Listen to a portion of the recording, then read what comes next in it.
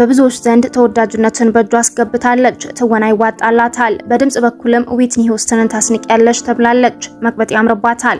የፀጉር ቁርጧ መለያዋ ነበር። በቅርቡ ዘፈንን አይን ላፈር ብላ በፕሮቴስታንትነት ዘማሪነት ላይ ጸንታለች። በልጇ ሐዘን ብዙ ተሰብራለች፣ ብዙ ደግሞ ጥንካሬዋን አስመስክራለች።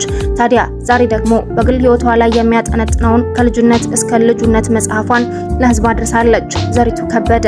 ሰላም ጤና ይስጥልን። የተወደዳችሁና የተከበራችሁ የበመንገድ ሚዲያ ተከታታዮቻችን በያላችሁበት እንደምቆይታችኋል።